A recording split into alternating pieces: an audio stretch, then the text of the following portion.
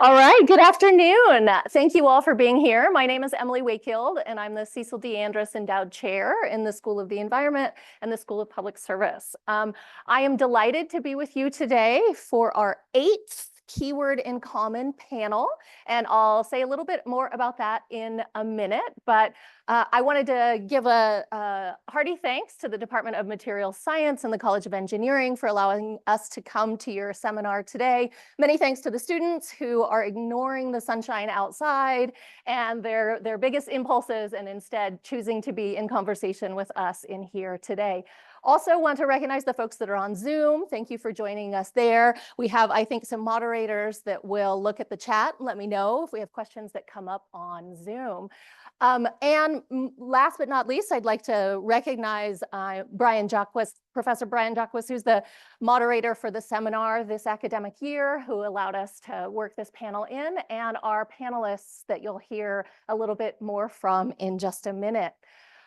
Before we get much further, I want to bring to your attention something that you may or may not be aware of in terms of the work that the university does, and that in the past year, the university has set about in strengthening the government-to-government relationships between Boise State and the 5 federally recognized Native American tribes that exist in this state. And the first memorandum of agreement between Boise State and the government of the Fort Hall Business Council was signed in November of 2022. And since that time, a tribal advisory board has been working on items of mutual interest and that are mutually beneficial to Boise State and the Fort Hall Reservation. Among the top of those are enrolling more Native American students in our programs. And so I've had the honor of serving on this tribal advisory board and want to make sure that you are aware that we do now have a university land acknowledgement of the peoples that have used this land from time immemorial. And this was rolled out in May at the graduation ceremony by one of the students who is graduating, Marco Overo, who used it for the first time. It was also used in graduation in December and is available for syllabi, classes, or other events that you might have.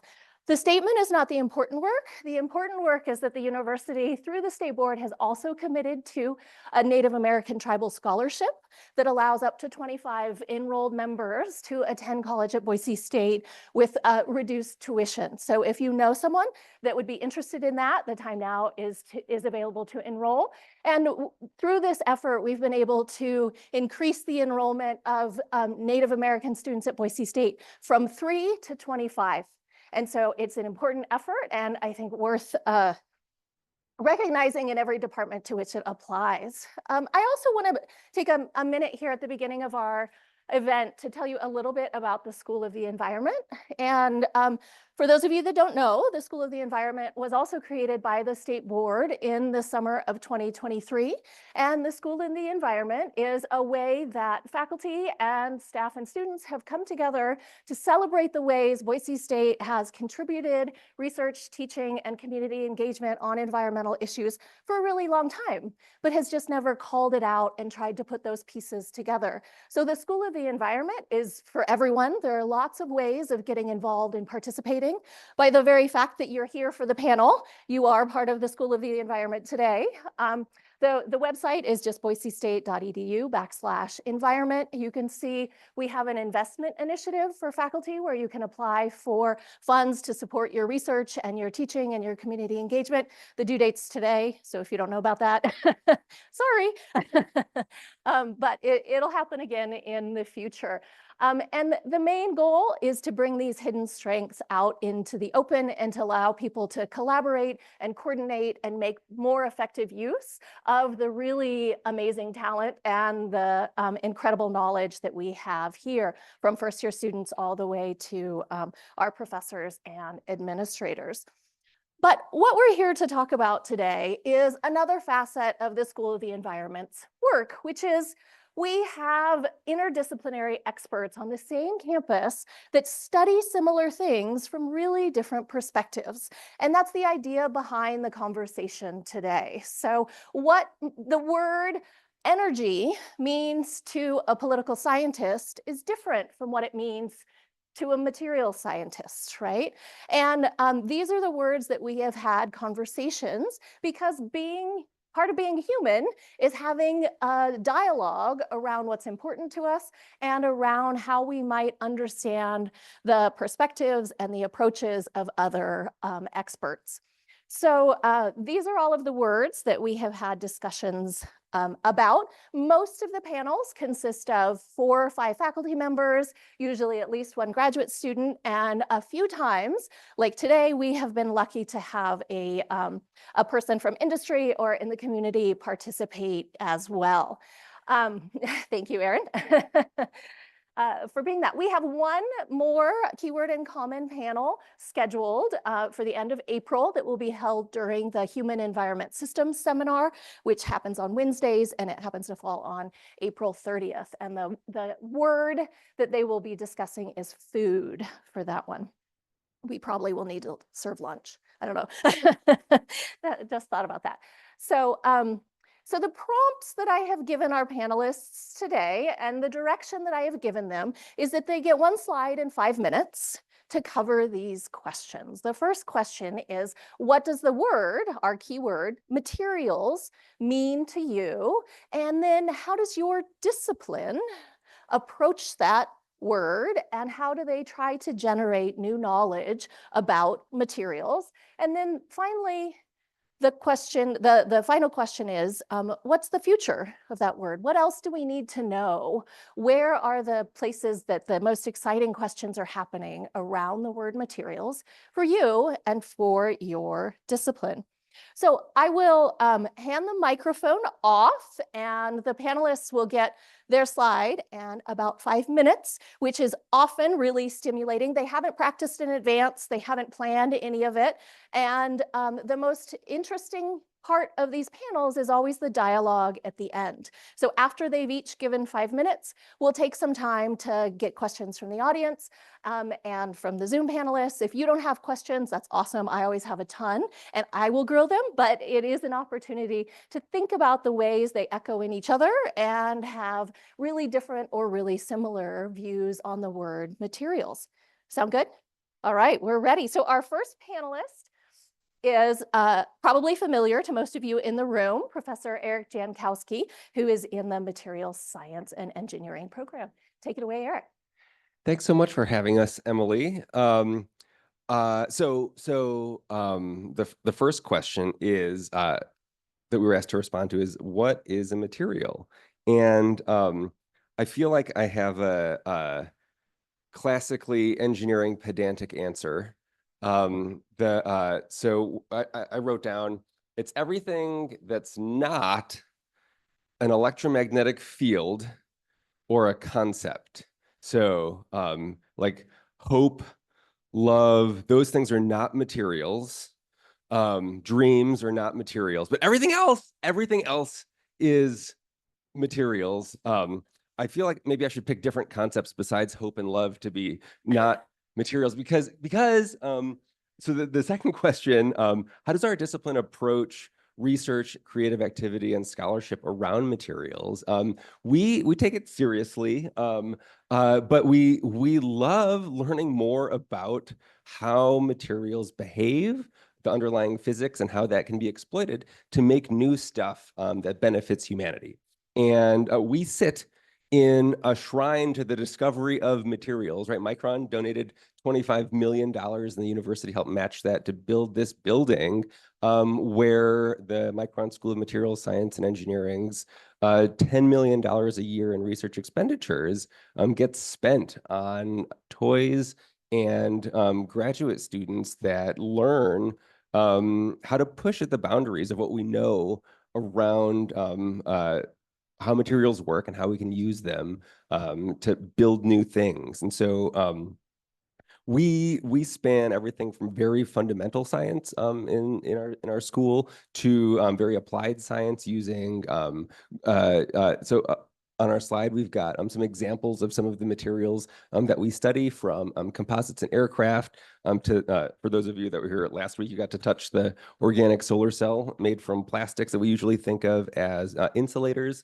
In the upper right, we've got a micrograph of some 2D materials that Elton grew in his atomic layer deposition chamber that we can use to lower the energy footprint of things like data centers and high performance computing and neuromorphic computing.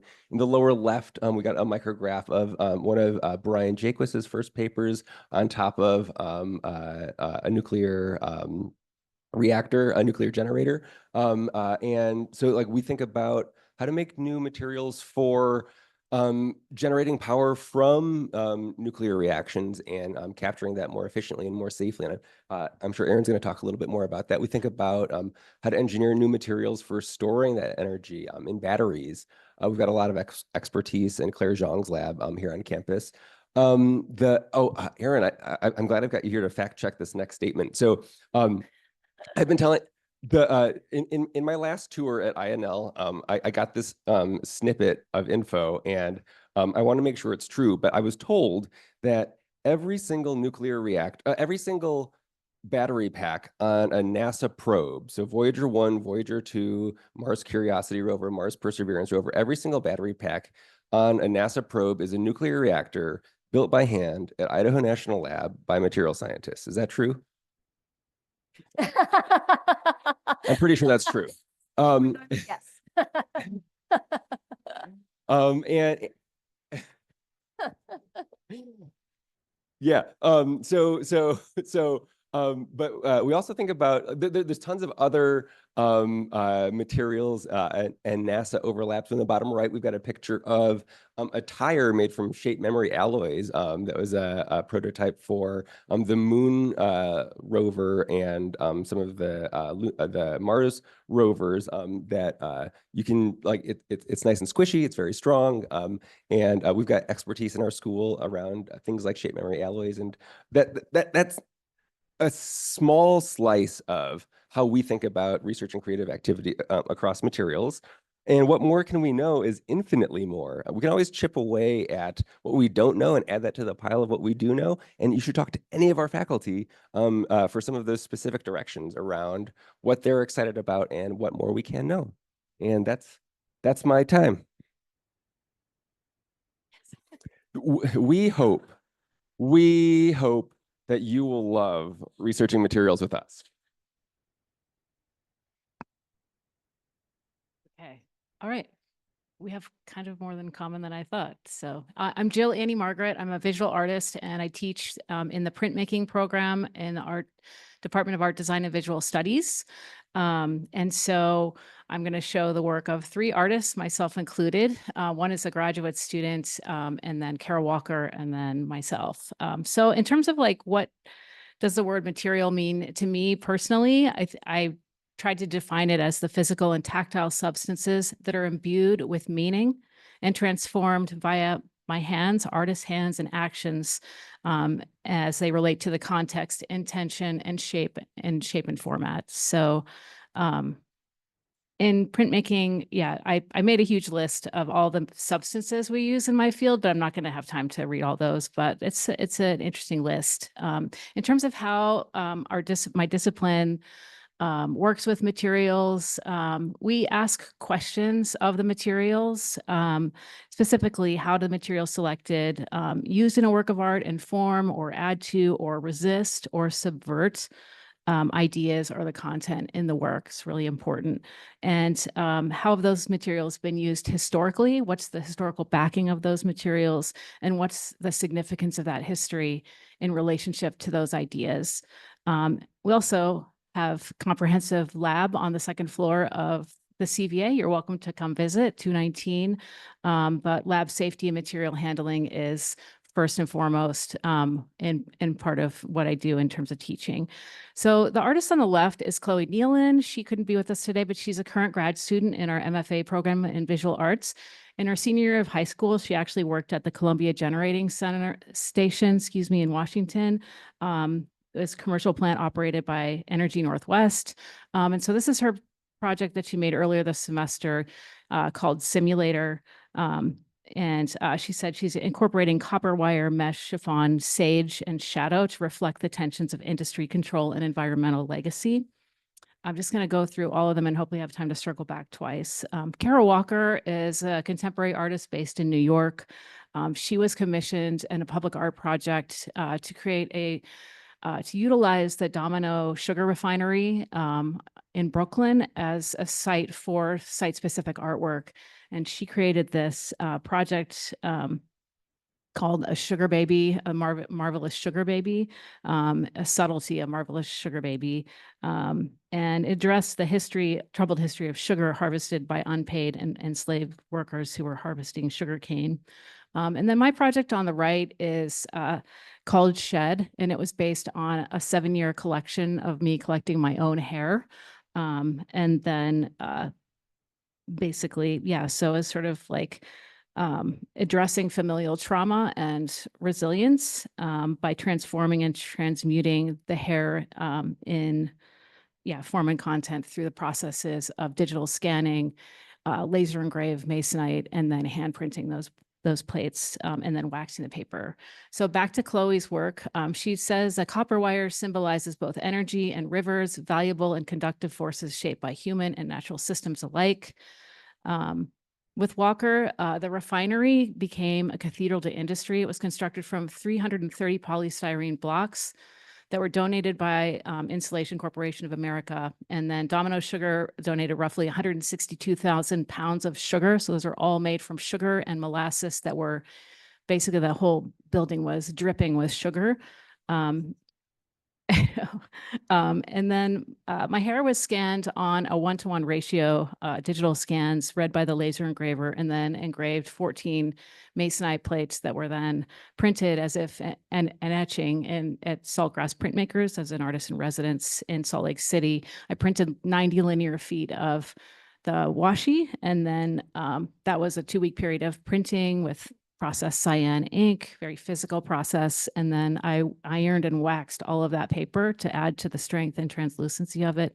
And then over a year, I cut all that paper into this heirloom lace, transforming and transmuting this sort of idea of essentially abuse into heirloom lace.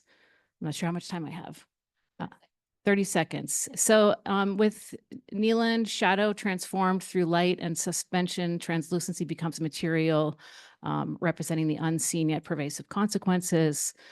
With Kara Walker, the magnificent sugar baby. I think I'm on the wrong page. Okay. Yeah, subtlety is the giant. The sculpture was historically sculpted to portray royalty and was only to be consumed by royalty or nobility. So it was representing power. And then for me, the paper in Shed holds the truth.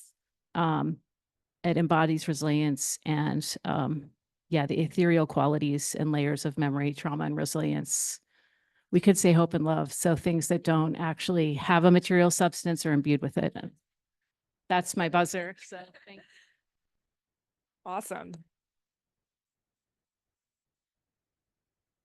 Okay, so I'm Erin Searcy. I'm visiting from Idaho National Lab. I'm the Chief Technology Officer in Nuclear Science and Technology. I am not a material scientist. That opportunity was never presented to me when I was in college, extremely recently, because I'm super young. But I find myself talking about materials all the time when I give presentations, because it's really the core of everything that we do. And when I think of what is a material, physical stuff is made of materials. That's what I mean, yours was much more eloquent, but that's what I'm moving forward with. Okay. So how many of you are familiar with Idaho National Lab and what we do? Okay, so everybody knows. So we're one of how many Department of Energy national labs? How many? I'm going to call you out because you called me out. Wrong, it's 17. So So we're the lead nuclear energy lab for the Department of Energy. We collaborate across the national lab system, but because we're nuclear, we focus a lot on materials and fuels. So about half of the budget at Idaho National Lab is nuclear energy, which is about $1 billion. The other half is critical infrastructure protection, cybersecurity, nonproliferation. And we also have a clean energy side of the house beyond nuclear, which also does materials. But I'll talk a little bit more about what we do specifically in terms of nuclear materials. And we collaborate with several people at Boise State University in this space. So in the 76 years Idaho National Lab has been in existence, we have demonstrated how many nuclear reactors on our site. Oh, that's not a bad guess. Anybody else? It's 18. 52. Close. 52, 4 of which continue to operate today. Oh, did you guess 52? You should have yell it out. You know, you yell it out. So 4 of them continue to operate today, including the Advanced Test Reactor, which is the world's preeminent materials test reactor. So we do a lot of materials irradiation in the Advanced Test Reactor, as well as the other 3 operating reactors that we have. So you can imagine after you've irradiated a material or a fuel, you want to understand how the properties have changed as a result of exposure to this environment. So we have the infrastructure to do what's called post-irradiation examination. You can imagine these are radioactive materials, so you have to have a very specialized environment that you do these experiments in, and we have all those facilities. They're worth billions and billions and billions of dollars, and that's part of what a national lab's role is to have these very expensive capabilities that can be used for the public good. So we have the ability to look at material changes at the atomistic scale and at the engineering scale. So all the way through these various scales, we can understand how the properties of that material or fuel have changed as a result of being exposed to these extreme environments. So that's a lot of the infrastructure, and that's a lot of the core of the research and science that we do at INL. We also do modeling and simulation. So specifically in the material space, we have a fuel simulation code called Bison that does a lot of our fuels simulation. It's in a broader modeling and simulation code framework called Moose, which some of you may be familiar with. Another material highlight I wanted to share is Triso Fuel, which was conceptualized, developed, and is now being qualified through the National Lab System. And this is an accident-tolerant fuel. And so there's a little bit of uranium surrounded by a couple layers to capture fission products. So as the fuel burns and releases energy, the fission products are contained in this little tiny particle. So the reason I've got this slide up here, which is unreadable from where I'm sitting, I'll have to pivot here, but what this timeline is showing is some of the planned nuclear reactor demonstrations, advanced nuclear reactor demonstrations in the next decade. And this is why it's such an exciting time to be in nuclear energy right now. If you had shown this timeline 10, 15 years ago, it would have been sad and empty, and we would have had to stretch to put some projects on here to make it look a little more interesting. But now we've actually had to develop criteria that people have to meet to get on this timeline, because there's 70 plus advanced reactor developers in the US alone that we had to down select who actually gets on this timeline because there's so many. But a couple I wanted to highlight related to fuels are is one, the Pele reactor, which is a Department of Defense led transportable mobile microreactor that is using this particle, this fuel that was developed in the National Lab System, which is really exciting. A couple other things I wanted to, am I out of time? 30 seconds. Okay. Whew. So a couple other things I wanted to highlight are these test beds that we have, which is a really unique capability that INL is often offering to the advanced reactor community, where people can actually bring their nuclear reactors or components of those reactors into a controlled, instrumented environment so they can collect information that could then be used for licensing the reactor, for example. They can also do fuels testing while they're on site and then understand how those fuels have resulted as after being exposed to various environments. One other thing I wanted to quickly highlight that we do is materials discovery, particularly using AI. There's so much data available in terms of all the tests we've done over decades on materials. Now that AI is on the scene, we have an opportunity to really take advantage of all this information to streamline material discovery, which I know that a lot of people here know a lot about.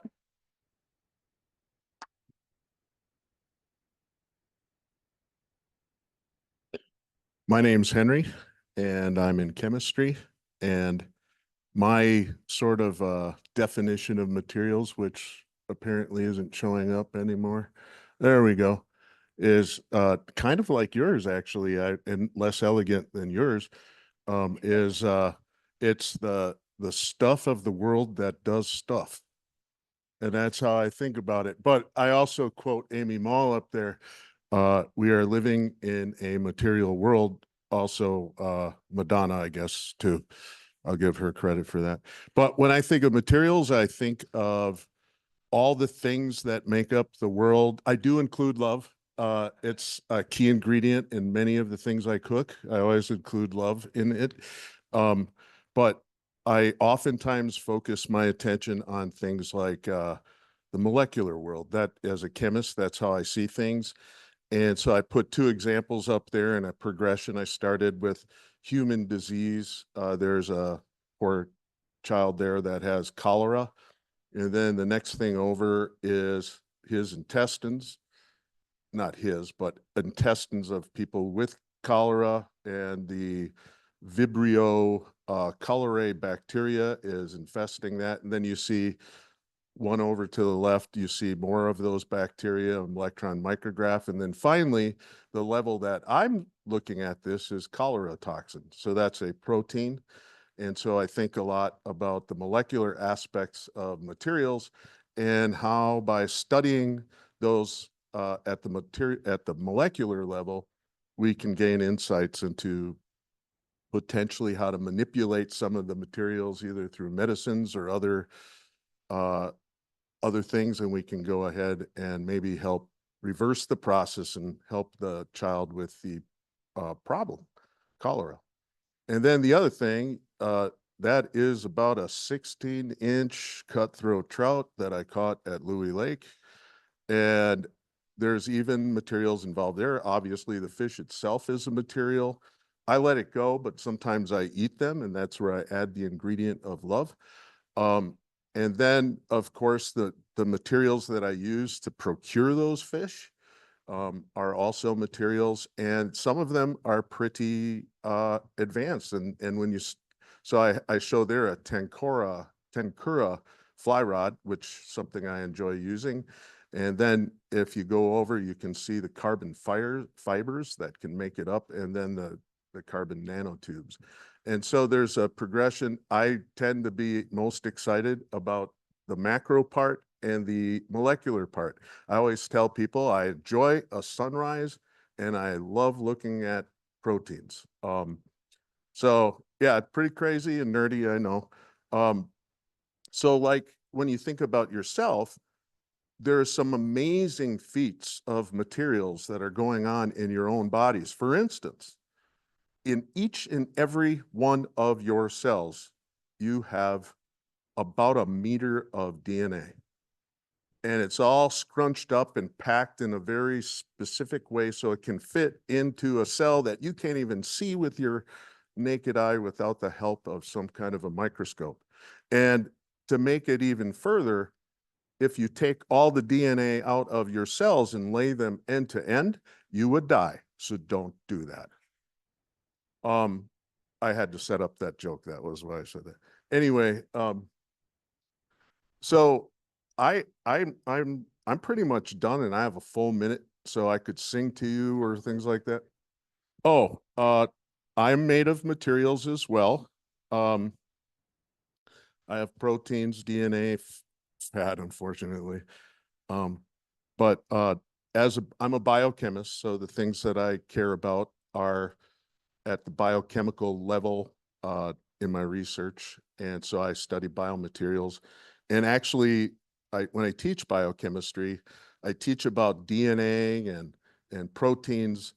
And what I love is Jung Hoon there, he will study DNA in a very sacrilegious way, because he just sees DNA as a molecule, as a chemical, and in reality, not the substance of life, the life molecule. He doesn't have that kind of reverence for it.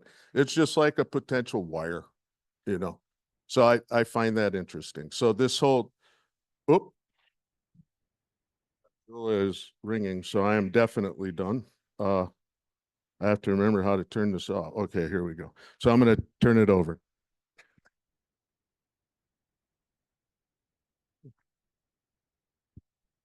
Hello, my name's Scott Riley. I was a PhD student this last semester, but ended up finishing up. I'm now segueing into my postdoc research with Dr. Jaquist. But when I think of the word materials, I tend to think of something that we can tune the properties and structure of it through processing to get very specific performance. So unfortunately, by that definition, hopes and dreams are immaterial. But when we start looking, What about love? Yeah. I mean, that's a subjective topic. But when we start thinking about how this has driven human innovation through the ages, this interplay between structure, properties, processing, and performance, we can start looking at, like in the Copper Age, the idea of somebody finding either in a water bed, like on the shore of a river or in a mine or whatever, copper ore, and thinking, you know what, I might be able to isolate out that really interesting, like colored metal there, and might be able to make some money with that. And then through trial and error, through smelting, they're able to isolate it, purify it, and then use it to make idols and jewelry. Or we can think about the earliest thin film technologies that we've observed, which is through the Egyptians about 7,000 years ago, where they took advantage of the fact that mercury forms amalgamations with most of the different metals, in this case with gold. And if you've ever seen like videos of it where it's just a blob of mercury and people like throw gold foil in it and it absorbs it like the thing, it's kind of like that. But in this case, what they were doing is they'd polish a metal surface and then rub mercury into that surface, take off the excess, and then put gold foil onto that surface, rub that off, and leave the thin gold amalgamation layer there so that they could gild objects very efficiently. Unfortunately, they're rubbing mercury in, but that's another thing. Now, from an educational standpoint, I think a lot of material science, or the way we approach materials and material science, is through the material science tetrahedron, where we focus on this concept of the properties and structure of materials and how we can tune them through processing means and get very specific types of performance out of them. Now, what's not here is the little circle in the middle, which would be the characterization techniques. And in this, material science is kind of a very interdisciplinary field, whereby it's a little bit of physics, it's a little bit of chemistry, and it's a bit of engineering, where we have chemical engineering, mechanical engineering, you have ceramic engineering, metallurgical engineering. It's a little bit of everything mixed together to try and solve these problems that we're facing. Now, two nodes that that we're starting to talk about more nowadays are the ideas of what was the origin of these materials and what's the life cycle of these materials. So specifically, like an example here would be like lithium-ion batteries, where the mining of lithium and cobalt, there's some ethical issues, but also there's supply chain issues for us. So are there other materials that we could start looking into and start tuning to get similar performance to lithium-ion batteries, but not have to deal with the issues that lithium-ion batteries contain? From the perspective of future research within materials, one area, which it was more or less the area that my PhD was focused in, would be nuclear energy, which was looking at, if we're trying to use more renewable technologies for generating our power within the United States, we need a way to offset the baseline load deficit set by these technologies, whereby you have solar, which is based on day-night swings. You have wind, which is intermittent by weather. But one of these areas for utilizing nuclear to offset that deficit for research is, how can we develop in-pile instrumentation sensors to provide real-time and accurate data and information to reactor technicians, not just during operation, but also during accident scenarios. In this case, what I have there on the bottom right-hand screen is X-ray chromatography image taken by Dr. Skifton over at Idaho National Lab of a high-temperature radiation resistance thermocouple, which was one of the things that I worked on. And the image on the top left is specifically looking at a modern challenge that we're looking at, which is through the Artemis project, where we're trying to design a reactor that could be put on the moon, that would be able to operate for at least 10 years, a minimum of 10 years without human intervention. So you can imagine, from a temperature measurement perspective, you now need to design a probe or sensor that can provide a stable signal for 10 years that is accurate and reliable. And that's a very interesting problem, I think, going forward.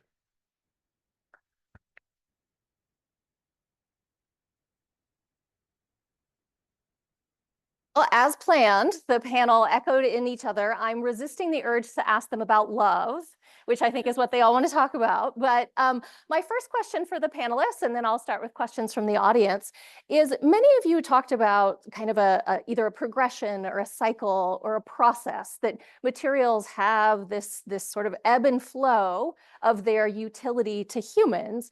And what I'd like to hear you say a little bit more on is that does that utility change based on the user, or do those characteristics of materials sort of exist without sort of human meaning and intent overlaid upon them?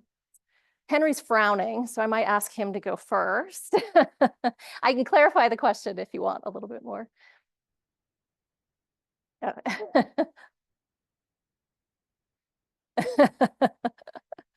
Please do clarify your question. Do the materials have, I guess the heart of the question is, do materials have essence that exists beyond the user's intent? As a chemist, I would say they're made of atoms and they have that consistently across the board, and it doesn't matter what you believe about them. Unless you don't believe in the atom, like Amy. Maybe. I don't know. Yeah. So, and they are held together by very similar forces of interaction, force of attraction, covalent bonding, or intermolecular forces of attraction. They're held together, and those things, regardless of your point of view, that's true about them.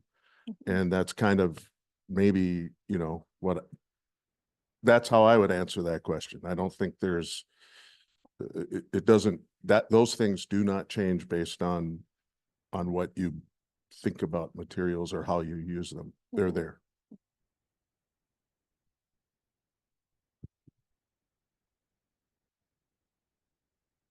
As an artist, you have to be comfortable with ambiguity and the unknown. And so to me, that question is like an existential question that could overlap with spirituality, maybe.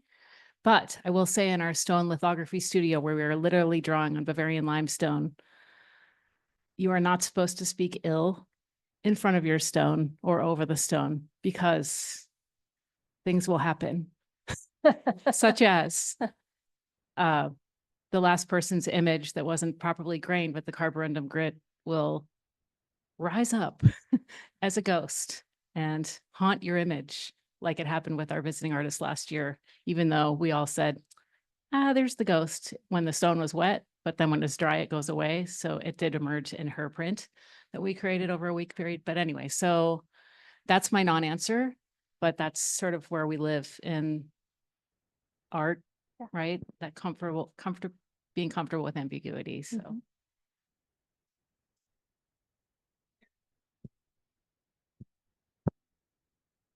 Emily, that question is very much like, if a material falls over in the woods and there's not an engineer to observe it, does it make a sound? And does it love? Yeah. I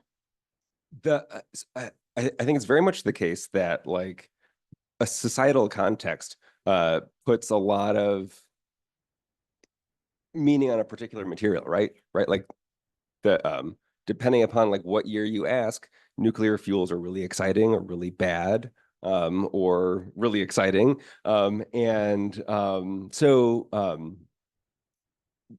that's a specific example there. But like, I don't think that materials have like a special essence when we're not looking at them. Amy. Yes. Vanna will bring you your. One comment on Please. this before we move on. Sure. Yeah. So I don't know if this is what you're getting at, but maybe, you know, thinking from like my engineering brain is, as you know, I mentioned as we're looking at applications for AI or opportunities to learn from these decades of information we have on materials, and the new reactors that we're developing, and even fusion reactors, have different conditions under which they're operating. And so looking back on all the information we previously collected in a different context, see, this is the connection I'm trying to make. Maybe we can learn from that information we collected in the past, asking a different question, but now applying it to these new scenarios, and then applying today's technology to learn from that information. Is that Kind of hitting it, maybe? I am not looking for one particular Okay. answer. I am looking for this overlay that calling you're that a win. doing. Calling that a win. Yes, Okay. that all of the above Yeah. is the idea that these things can exist simultaneously, right? Yeah. Layered on those Yeah. materials. Yeah. And I think you've all articulated that really well. Amy. So I want to know, in your work, how do the materials enable your work and how do they constrain your work? Okay, I'll start. So one hot area right now is fusion energy systems, right? There was that big discovery at the National Ignition Facility at the Lawrence Livermore National Lab. Everybody got super excited about fusion. People are dumping money into fusion like crazy. But a huge limitation of fusion moving forward is the material limits that we have to contain the plasma. Like in the terms of fusion progressing as a technology, materials. And this even comes into play and some of our high temperature reactors that we're designing today, some of the advanced reactors I showed on that timeline. But it's not only as you design them, but as after you operate them for 5, 10 years, 30 years, 40 years. Some of our reactors that we have today in the fleet, our light water reactors, are planned to operate. We're hoping they'll operate for 80 years, maybe even 100 years. And that's part of why we have our advanced test reactors. You can kind of think of it as a materials time machine. So if you want to develop one of these reactors with whatever operating parameters, you want to understand how those materials are going to change as the reactor operates. So basically, you can use this test reactor to expedite that testing. So you can look not only at the immediate impacts of this environment, but decades of exposure. And so in nuclear, materials is heavily limiting in terms of what we can do, but it's also a great opportunity for research.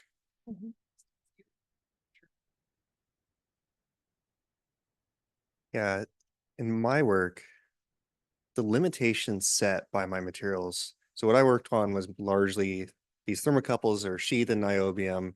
They consist of molybdenum and niobium thermal elements insulated with alumina, but they required an initial heat treatment in order to stabilize their generated signal.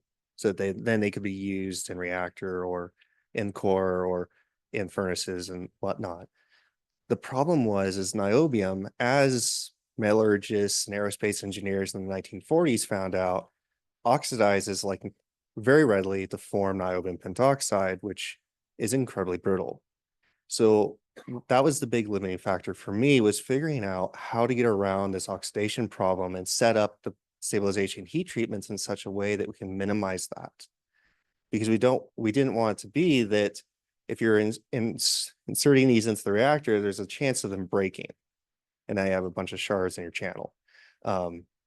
So that would be one of the big limitations from that perspective. But from a design perspective for thermocouples within nuclear, a lot of the limitations are set by operational temperature ranges where they're stable chemically.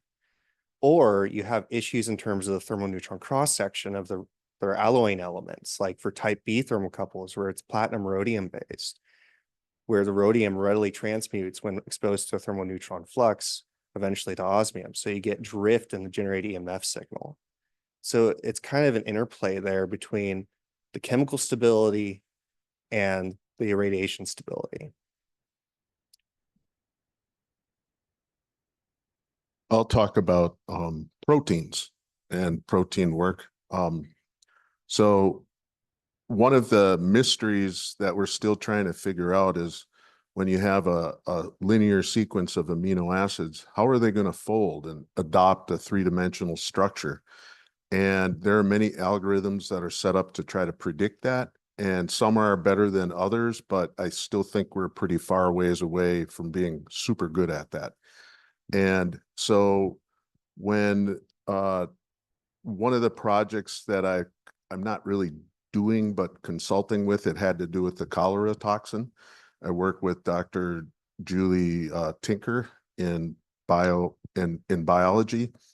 And so the idea there is you genetically manipulate the protein so that they can have on them certain, it's not to treat cholera, by the way. It's using the fact that your body reacts immunogenically very strongly when it sees parts of the cholera toxin.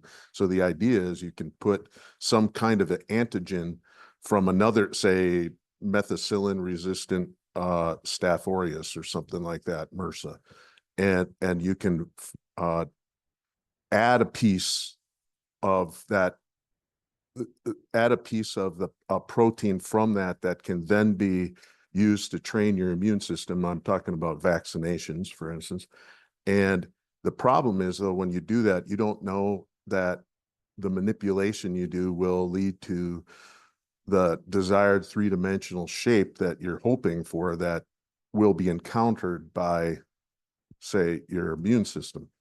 And so anytime you manipulate, even make one change, one amino acid change to a protein, it's quite possible that you'll throw off the way it behaves, the way it folds, and that can be a problem from my perspective when we're trying to design things and think about how to learn how a protein works, what amino acids are important.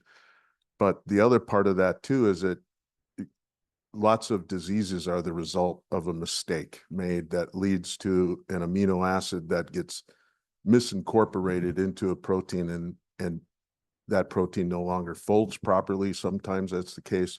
And when that happens, you get human disease. And so we don't understand, we're getting better, but we are really poor so far, even with high-end computing and a lot of the things we have, at really being good at reliably predicting three-dimensional structures of proteins. So those, and as you know, in materials, you need the proper shape, charge distribution, and all that type of thing in order to get the desired effect. So that's the limitation, I think, is our own understanding of how some of this stuff works. AI breakthrough on predicting protein structure. So the people on Zoom can hear you. Okay. I'm getting a little off topic now, but wasn't there a huge recent breakthrough in terms of applying AI to predict protein structure, and how did that change? How does that change your field and what you do? There are many programs that use AI. One is called AlphaFold. Yeah. AlphaFold, in my view, how can I put this scientifically, sucks. Yes. I've seen AlphaFold. It's better than other things, but there's a database called Uniprot, and every known protein that has been reported in there, not all of them have their three-dimensional structure solved, but every one of them has an AlphaFold predicted structure, which is pretty cool when you have no structure. You have no idea if it's right. In fact, I see a lot of them that have a lot of disordered, weird stuff that makes me wonder if it's correct. I say sucks. It doesn't really suck. It just not quite. It's got a long way to go, I think, in my opinion. But AlphaFold is the one that everyone uses, and there's other ones that are slightly better, I think, but they're used in a different context. Yep. But it is transformational for sure. Let's see if Jill or Eric want to respond to Amy's question about the limitations of certain materials they work with. Yes. I got off track. I guess, I mean, absolutely. I mean, I'm thinking about copper plate etching, and we etch copper plates images in ferric chloride. So we're kind of contingent on the evaporation of that, or, just sort of if it's been a year since you've used it, then, you've got to do a lot of test plates and that sort of thing. So, or maybe you, the tape that is suspending your copper in the tank fails and you have to fish your plate out or something like that. So, I mean, very basic, but there's so many different materials that we work with that absolutely they create a limitation, but sometimes those limitations actually can stimulate creativity, because if you have unlimited potential to do anything, a lot of people, self included, you end up sort of, you just get stuck because the possibilities are limitless. Yes. That was my answer. I think constraints drive creativity, which is fun. And AlphaFold 2 is the best protein structure predictor that we have thus far. It does the best on CASP, and the AlphaFold 2 papers are great. And one of the authors, Demis Hassabis, and then the other guy, David Silver, they just taunt me every time I have a proposal deadline, they drop another great paper, and it drives me crazy, and I love them.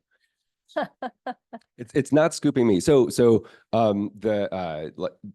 It just goes to show how interesting and difficult these materials structure prediction problems are, is that all of this computational infrastructure and algorithmic developments have moved the needle on protein structure prediction. But as Henry says, there's a lot of crystal structures that aren't known for proteins, and proteins for which the crystal structures that we would observe aren't their structure in an aqueous environment at the right pH.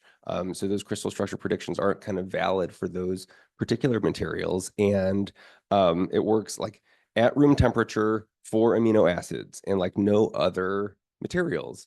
And so I think it's great to ask this question of like, where is the alpha fold for metals? Where's the alpha fold for polymers? And that really shows you the depths of physics and math that we still have to chip away at for solving really interesting questions.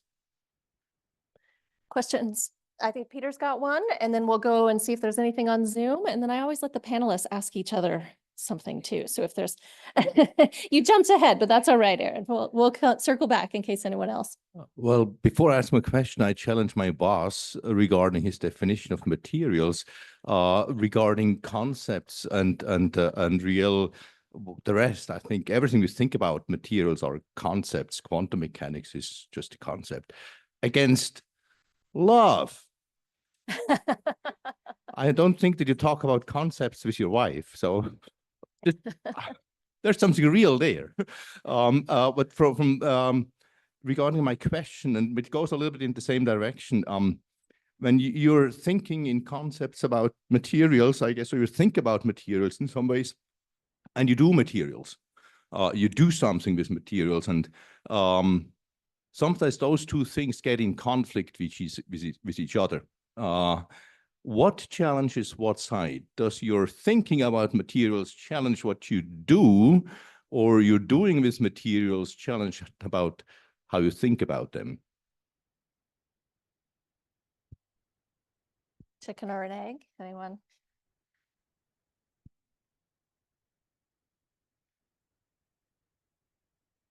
Peter, Peter.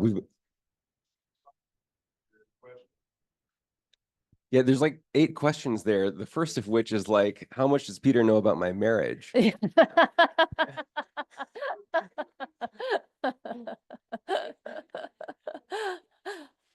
put that one aside for now. We'll go to the next one. So you're experiencing materials. Does that challenge your thinking more, or does your knowledge about what you think about materials challenge what you do and how you experience materials? That's a really great question. I think we build intuitions about how materials should behave from our interactions with the world. And I think what's wonderful about our discipline is that we can use math to show how wrong our intuitions are, and then use that to do crazy things that we didn't know were possible until we were able to make those proofs. Period there. Math, that's your answer. Love it. Okay, I can answer. I can just, this is another chicken and egg problem as an artist. Like you may have an idea and an inspiration. And so you decide like, it's going to work with this material. And then the material says, no, it's not. And then you have to keep like, you test your own sort of like discipline and work ethic to persevere, whatever that might be, carving wood or making a lithograph or something like that. So I think it's like a cycle. It keeps cycling through. So take it.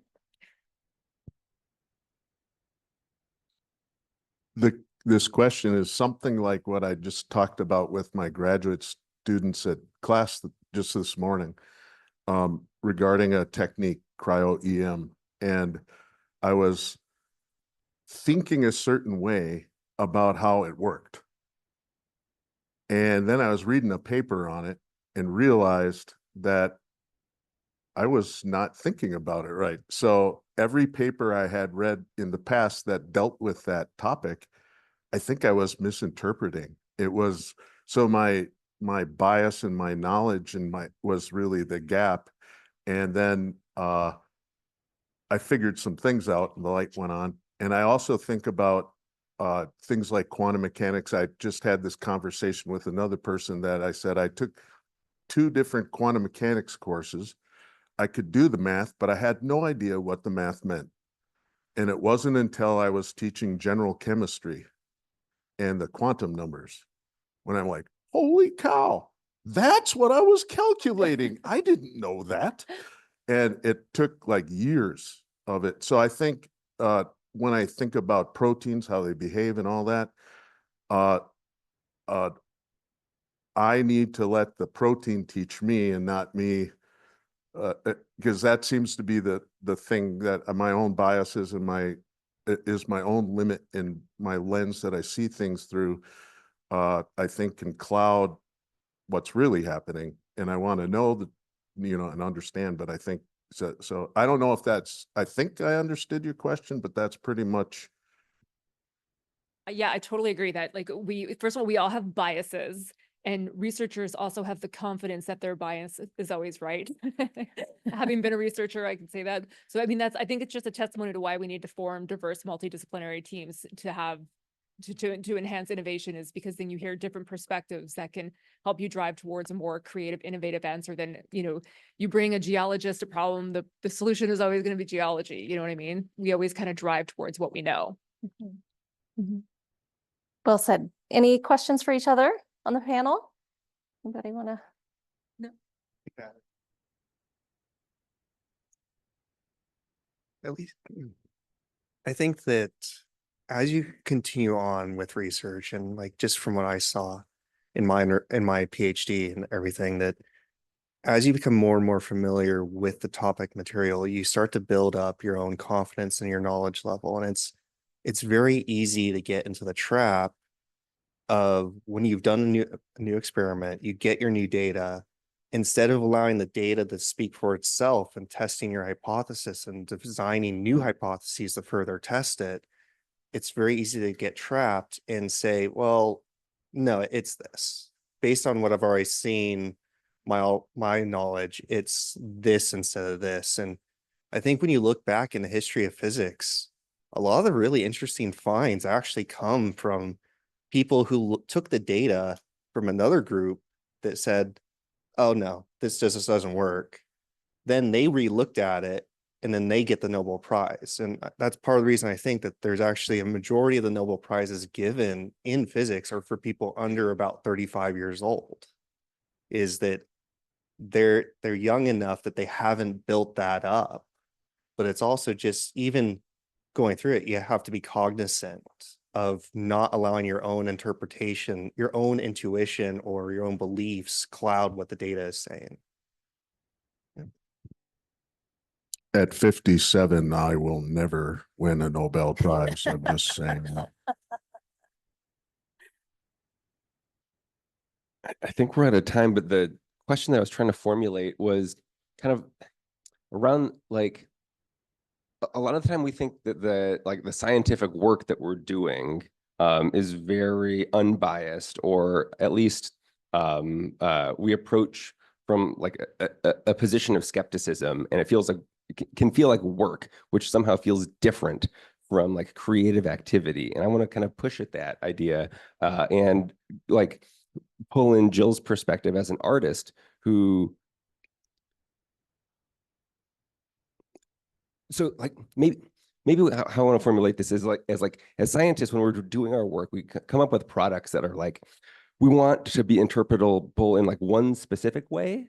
And everybody that reads our papers come to the same conclusions about our data. Whereas like maybe art feels a little bit upside down in the sense that like we make these things we want people to engage with in multiplex different ways and kind of draw different meanings across. And I want to hear you all ramble across working and creativity and like where you get stuck there. Oh. In 30 2 seconds. minutes. Yeah. Yeah, so you're seeking to have your research be understood and accepted and validated and proven, right? And I guess, yeah, I mean, who doesn't want that? But yeah, I think in a way there's more of like, it depends on the artist. I think there's just so many different ways of working and so many different maybe philosophies behind it. You know, some people, maybe they want to get their work out and put it on the marketplace and sell it. And I'm privileged because I have a job that pays my bills, so I don't have to do that. So reading Hannah Arendt last summer, I was thinking about her take on art as the only thing that's truly useless, like useless. It has no specific function, but perhaps to evoke some sort of thing that isn't material, like love or like empathy, or really though, you know, it's sort of like there's power in that, and that doesn't necessarily have a definitive, I don't know. I don't know how you prove something like that, but that's my It's take. immaterial, right? It's It has material yet immaterial, or right, exactly. So a- I wanted to ask you a question. Doesn't it? Yeah. Oh, yeah, I forgot. You need to hear my voice too. So when you read through the stuff you read through, you had very specific things about that art that you were trying to communicate. How important is it to you that someone looks at that and gets that same feeling or understanding? this is also that comfort with ambiguity, because everybody brings their own bias and they bring their own experience and filter to anything that we look at. And so all I can say is that I'm not religious, but you know, there's sort of like this hope or prayer or whatever that what I'm doing, I try not to lie to myself, take risks, and my work gets put out there. And I can say that sometimes that is received by people crying or people coming up to me later and saying something. But, you know, sometimes art has a thesis, or it has an artist statement. You may not be able to necessarily glean everything, but I think the work that actually really is effective is received in a way that maybe isn't intellectual, but is more somatic or something like that, if that makes any sense. So I hope you all will stick around if you're able to and have a cookie or a pepper and a little bit more conversation with our panelists. We live in a really weird time, and I think what you've modeled for us today and our panelists have spoken so well to is that universities are places where generous thinking and an idea of moving towards understanding across our differences is something to be celebrated and something to be practiced and performed. So thank you for taking time out of all of the things that you're doing to be here with us in community and to learn with each other around all of these different words. Join me in thanking our panelists one more time.